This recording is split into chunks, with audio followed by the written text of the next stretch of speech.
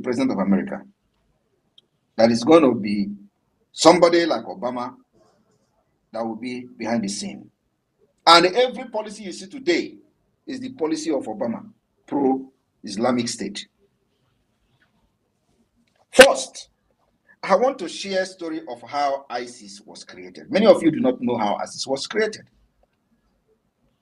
ISIS was created from the war in Syria.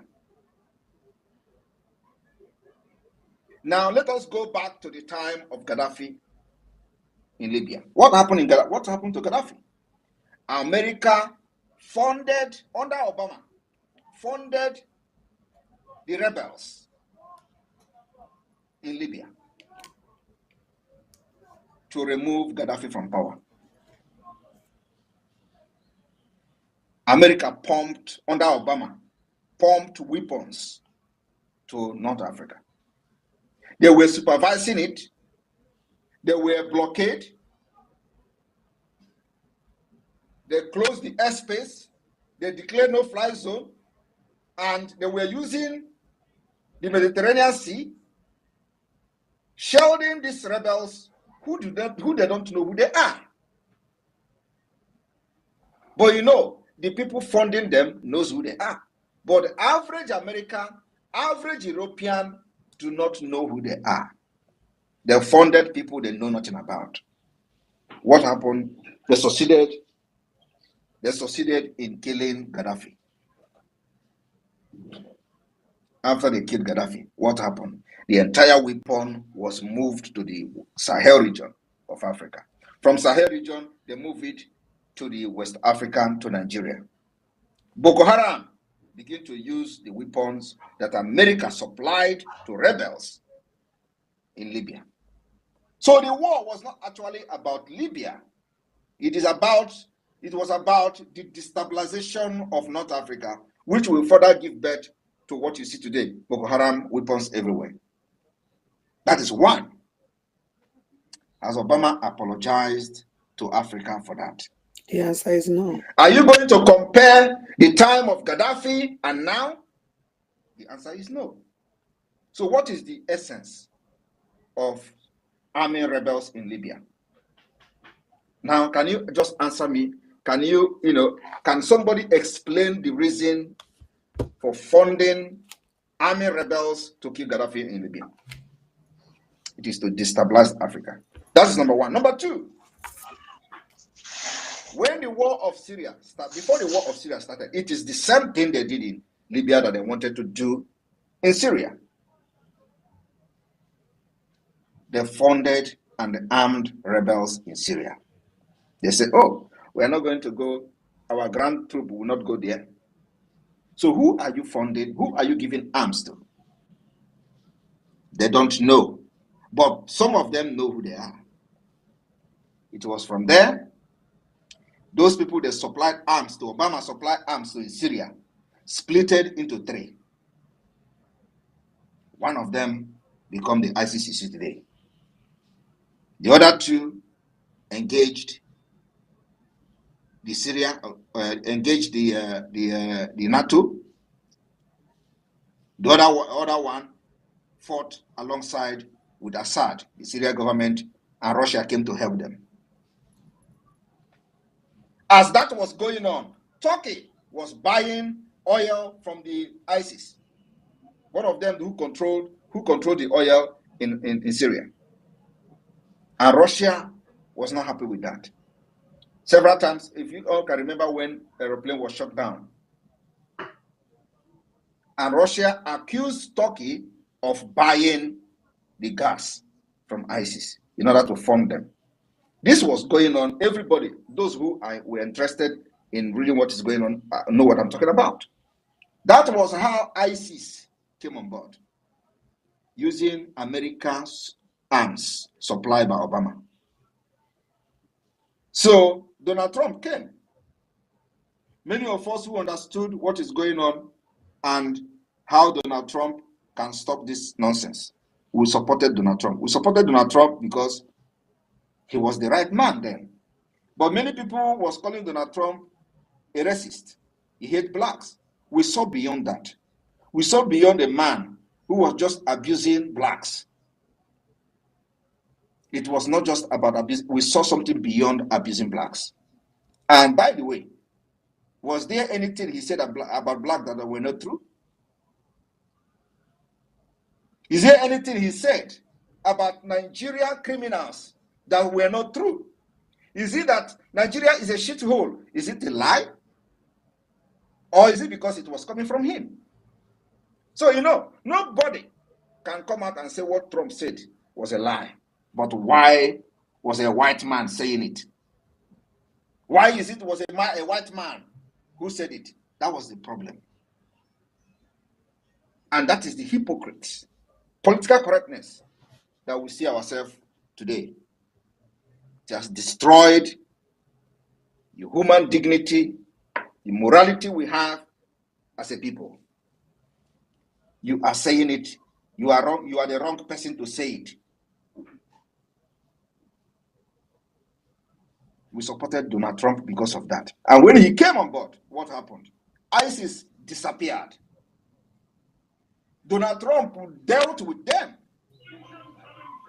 And Obama policy, Obama structure for the Islamization was truncated by the policy of Trump. Many people don't. This I'm telling you today, please go back and reflect and see what I'm telling you. Everything was truncated by Donald Trump foreign policy. ISIS was wiped away.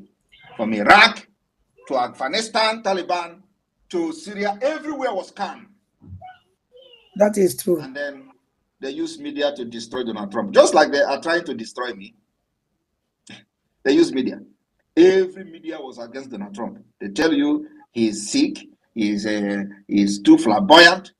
Is it sickness? Is this flamboyant we are talking about? We are talking about the foreign policy that have restored peace globally. He went as far as even talking to the North Korea. He visited there. There was a process of restoring peace globally.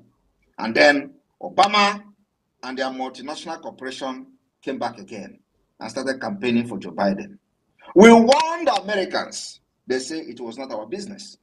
What's our business in American politics? We warned them. As is what is to come today, all of them are crying. All of them are crying for Donald Trump. All of them are crying that Joe Biden is this and that. That is exactly what is going on today. Joe Biden administration funded Iran up to $6 billion or more than $6 billion. The same Iran is attacking Israel. The same America is defending Israel against Iran. What does that tell you? So if you ask a question about how America is funding Nigeria, it is kind of funny. Because these are people who have ulterior motive that only them know. And like I said, there is somebody behind the scene, and the person is Obama. Obama is Biden, Biden is Obama.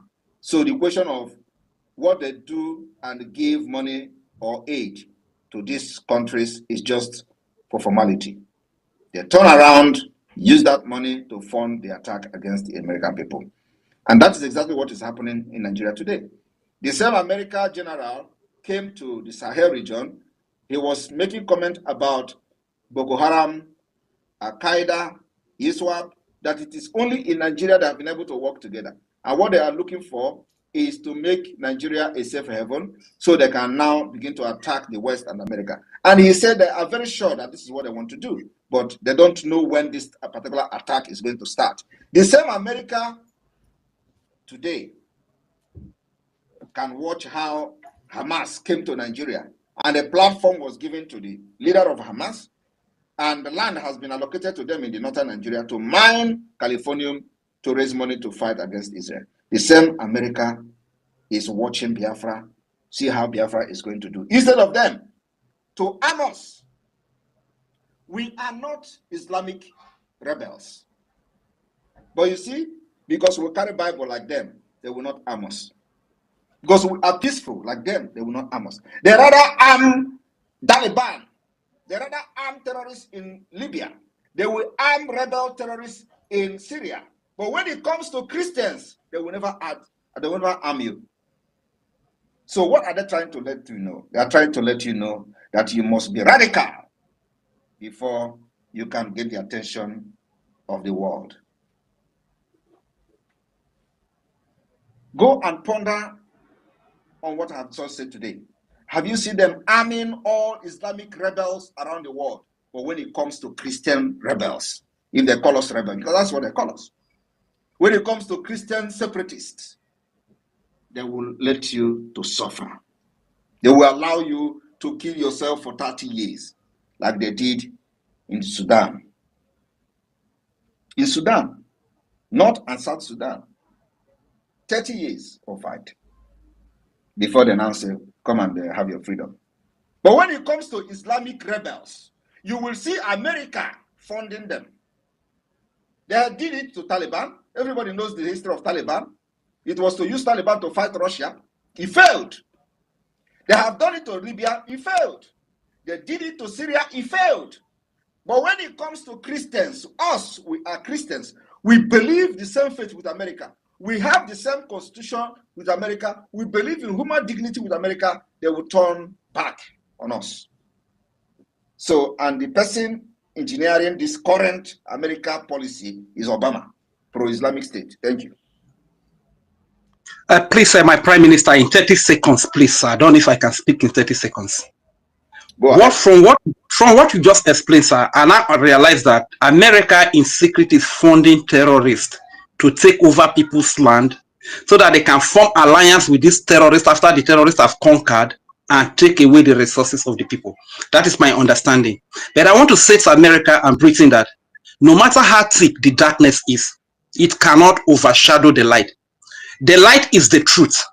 And what makes you a powerful nation is your ability to defend the truth, not the amount of the weapons of war that you have. Yeah. But if America has chosen under Joe Biden to turn their back against the truth, to turn their back against justice, this will mark the beginning of America and Britain's fall.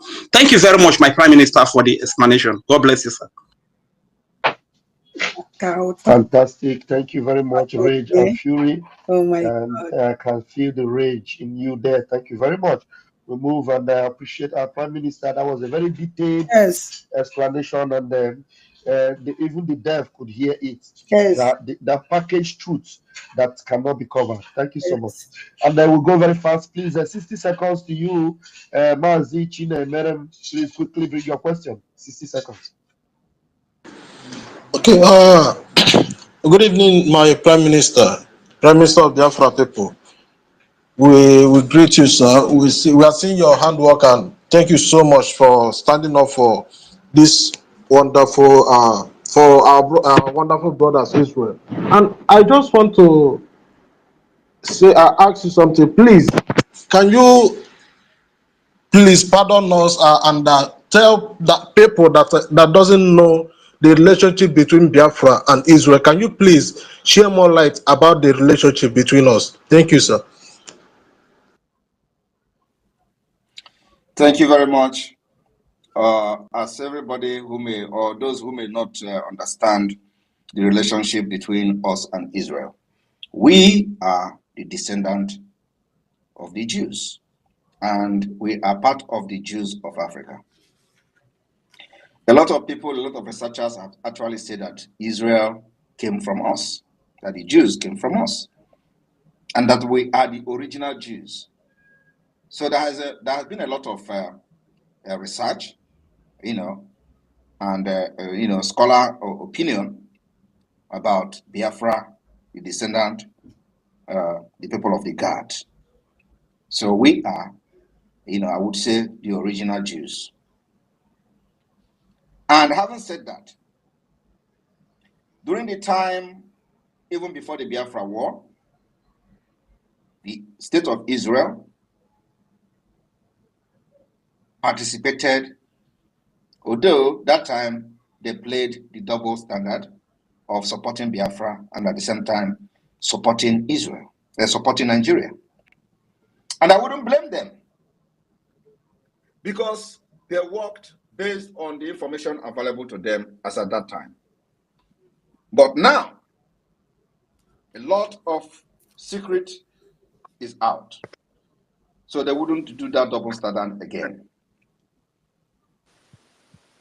During the time of the Biafra and Nigeria war, over 50 Israeli Jewish organizations supported Biafra because they have come to understand that indeed we are the people of God, the descendant of Jews, like you have them in Ethiopia.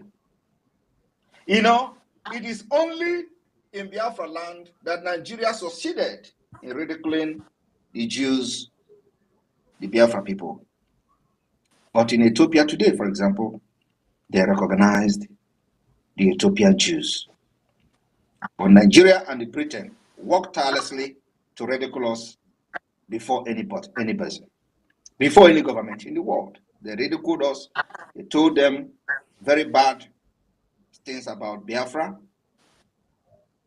and in quest to silence and block whoever that will wish to help Biafra to gain independence from Nigeria. So the war we are fighting is the most difficult, the most complicated, the most difficult task.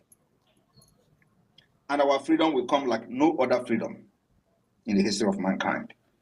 That's why we understand the complexity of fighting for our freedom to exit Nigeria. So, in a nutshell, the answer to your question, or to address the people, is that we, the Biafra people, are the people of Jews. And we are the descendant of Jews, and we are the black Jews, just like you have them in Ethiopia. And the Ethiopian Jews, for example, were recognized by the Israeli government, and they can travel to Israel without visa. They are treated just like them, one of them in Israel, but not the people of Biafra, because Nigeria and Britain made it possible to block that particular opportunity and possibility. But we are not going to give up. We know that in time to come, we are not going to look for them, they will look for us. Just like today, as this war is going on, we know that now it is just a technological war where the drone is doing its job. They are firing rockets and all that. But the time will come when they are going to need the ground troop. Biafra will offer them 15,000 men. It may even increase, just to show that we will never forget our root. Thank you. Okay, thank you so much, sir. I'm so happy with your question. Thank you so much. And I was saying, talking about recognizing Jews in Ethiopia. I also want to tell you, sir, in Aguleri, I'm from Anamu, and I was born and brought up in Aguleri. In Aguleri, there is a place called Enugu Aguleri. That Enugu Aguleri is where Eri was buried. If you want to our listeners, go to Genesis chapter 46 verse 16. You will see where Bible mentioned Eri left Egypt. So let me not go far from that place. So every year in Aguleri we celebrate Eri Day, and in that day Israel people used to come there. Some dwarf people used to do some rituals, and that place that Eri was buried, there is one tree that have three fruits. That is three trinity. That tree grow up where Eri was buried. Thank you, sir. If you want to investigate, go to Aguleri. You will see it there. Thank you so much, my friend. Thank you very much. We know the Eri, and we know the people of God that are, the history is very rich there. But I'm not here to share the history of the Eri kingdom or Eri people in Aguleri and all that. Everybody knows that. But just for the people who don't understand why Biafrans are standing with Israel, we are not actually standing with Israel. We are standing for ourselves, because we and Israel are the same. Yes. So it is we were standing with Israel just because we found ourselves in different climes, different country, different zone. So standing with Israel is also standing for ourselves. We can never be wiped away and wiped out of the surface of the earth. Exterminating Israel, annihilating Israel is not the same as annihilating us. Thank you. Thank you, PM. Thank you, Chinemere. All right, wonderful people, welcome back to this wonderful channel where we bring you back-to-back update and information as City Hot.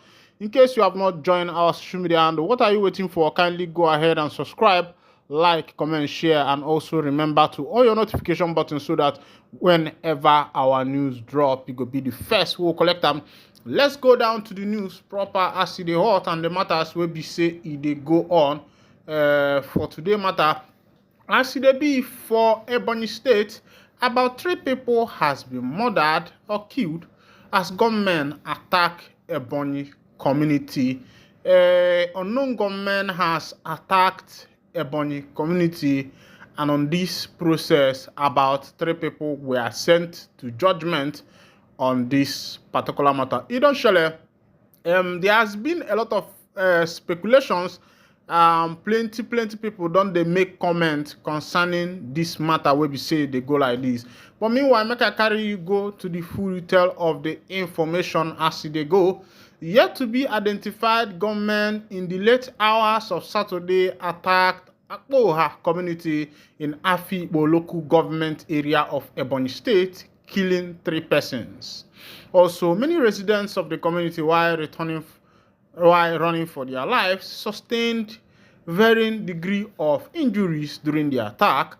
Leadership gathered that among those killed were members of the State Neighborhood Security Watch, a female trader, and a man who was staying close to the vigilante member that was killed. A resident of the area, Uche Donatus, who confirmed the attack, said that about 10 bullets were shot at the slain Neighborhood Security Watch operatives. It was a heavy attack. I had to run out of my house because the bullets from the sporadic shooting by the gunmen were hitting the roof of my house. After they had left, 3 persons were laying dead.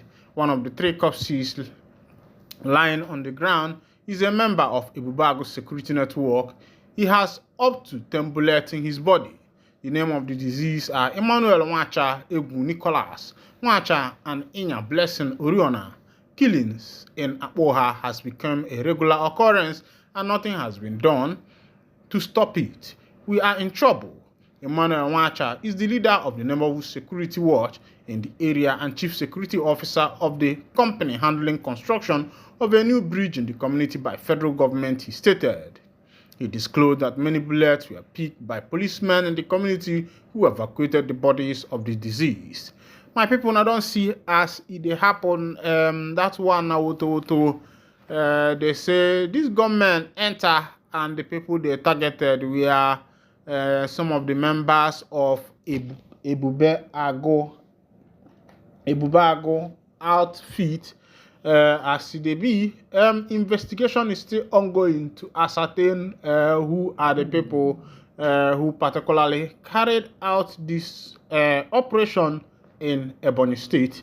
And I want to use this wonderful opportunity to say to the government, what are you people doing? What are you people doing? Because these things are getting out of hand. And a lot of people have given solution to this particular matter that is happening in the southeastern part of Nigeria. That the only solution to the issue that is going on in southeast is what? Is for the government to release the leader of the indigenous people of Biafra. I heard what Fagbemi Latif said the other day when he was making a presentation where people were asking him about the matter that concerns Mazen Nnamdi Kanu Dikoha, one of Ndigbo, and the matters that concern him. He said that and Sowore, people were questioning why was it that Sowore was released and Kanu, who is the leader of the indigenous people of Biafra, has not been released. And a lot of people have been asking this question. But meanwhile, the response of, the response of the Attorney General of the Federation was not favorable, because according to him, he said that he has known he has never met someone like, he has never met someone like Mazi Nnamdi Kanu or Sowore, but he has gone through their files, and I was wondering, why is it that a whole Attorney General of the Federation has not been able to, notice whatever that concerns Mazi Nnamdi, or does not even know Mazi Nnamdi Kanu, whereby this particular matter is more or so a national matter? And Attorney General of Federation opened his mouth and said that he does not know anybody like he has heard of Mazi Nnamdi Kanu, but he has not seen him. That even if he sees him today, that he will not be able to recognize him. And I'm wondering, what is the work of the Attorney General? The former Attorney General of the Federation was so much into this case, and the file was handed over to this present attorney. Why is it that he did not do a proper verification, since you say that you have looked at these people's case and you don't even know who is Mazi Nnamdi Kanu as it be? But meanwhile, let's go to the other side of the matter. I would say that, is it not better that the government do the needful and stop all this discrimination? Because there is a difference between doing what is right and discriminating among people. I feel that what is happening presently is a big discrimination, because Sowore has been released and the government has refused to release Mazi Nnamdi Kanu, who is the leader of the indigenous people of Biafra. Meanwhile, let's go to another information. RCDB, I know they too like to bring you what is it called entertainment matters, but RCDB information will be dropped from my table. We say Paul Okoye P-Square don't marry in girlfriend will be Ivy. This one happened in a traditional marriage. And where this one happened, they don't do traditional marriage with in recent girlfriend. Remember that the old girlfriend, the old wife was divorced. And sometimes I start wondering, what does people really need? What is it that people really want? Because this Peter Okoye is rich, he's famous, and his former wife left him up until now. And I'm saying, what does ladies want? What are ladies looking for? What is their desire? What is their earnest desire? What do they really want from men? And what do they really want to get out of men? Meanwhile, you can drop your comments on the comments. You can drop your comment on the comment section and tell me, what do you think? What does the ladies really want? What are they looking after? What are they up to? What do ladies want? If you're a lady that is listening to this particular broadcast, please tell me, what do you think that ladies want from a man?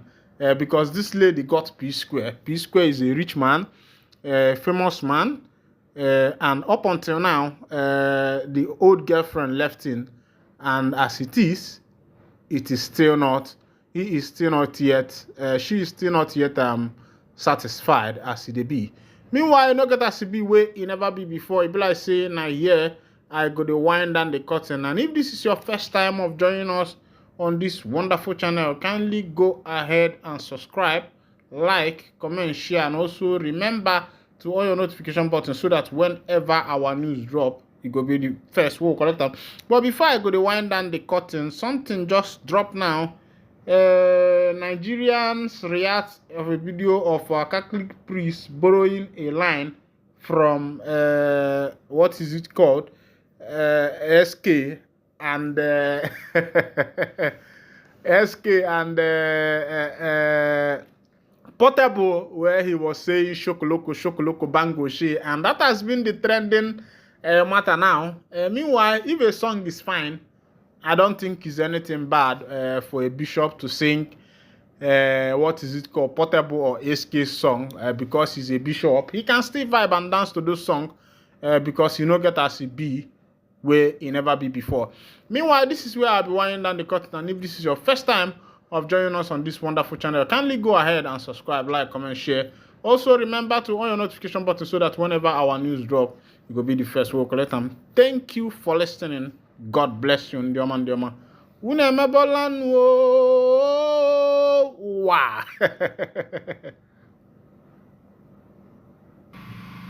All right. Welcome back. The voice of the person you just heard is the voice of the Attorney of the Federation, Lateef Fagbemi. Lateef Fagbemi, that's the voice you just heard now. The Attorney General of the Federation, who said that he does not know Mazi Nnamdi Kanu in person. First of all, I want to say I wonder how Fagbemi will say that he does not know Nnamdi Kanu.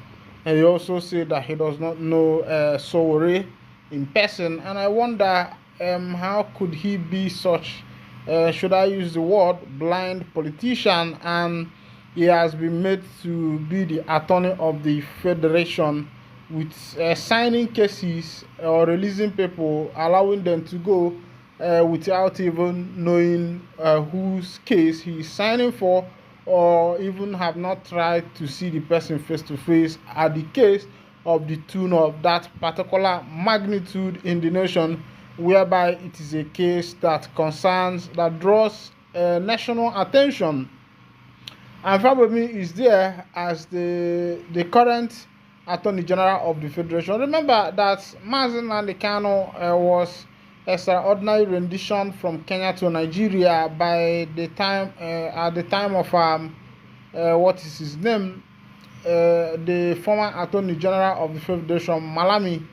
It was in the time of Malami. But looking at what Fagbemi Lateef is saying, he said that he has not seen somebody like Sowore or Mazi Nnamdi Kanu before, but looking at their case, he was able to decide how difficult one is from the other, and he felt that Omoloye Sowore's own is just a simple case that he can let go, but that of Mazi Nnamdi Kanu is confusing, and he has been given to court for the court to decide. And my point is, he said that he is allowing the course of justice to take place, that he wants justice to take place. And I am asking, that case of Sowore, was it not also in court?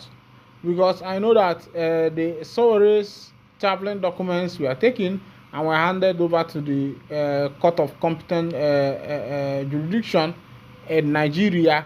And the attorney did not allow that particular case to follow through the court processes like that of Mazi Nnamdi Kanu. According to him, he said that Mazi Nnamdi Kanu's case is already in court, and the court should decide that justice should be dispensed and not be used. And according to him, he said that he does not have any power to release anybody freely, that he first of all analyzes the person's case file before giving any freedom. And now I'm looking at that particular point in order to be able to decide, whereby Sowore's case was also in court and that of Mazi Nnamdi Kanu's case in court too.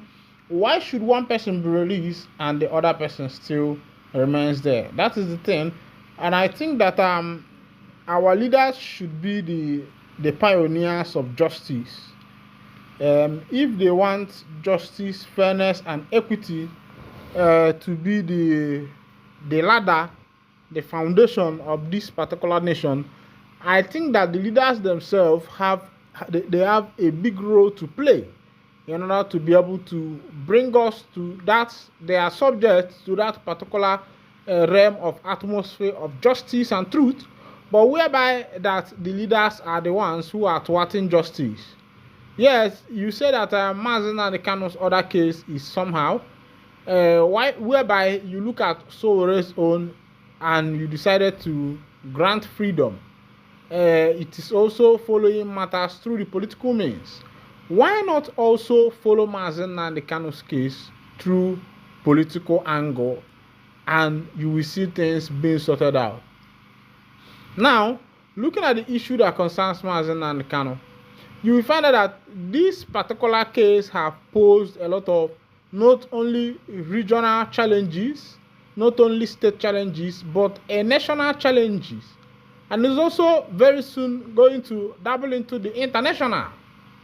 And the government at their beck and call over there has all it takes to die this matter and make this matter not to escalate and become worse. But because I think the ruling party or the ruling government felt that where this particular incidents or sins are taking place does not have anything to do with them, because it is not part of very close to their territory where they themselves will be very much affected. But meanwhile, since it's at the far southeast, let the people continue to buy.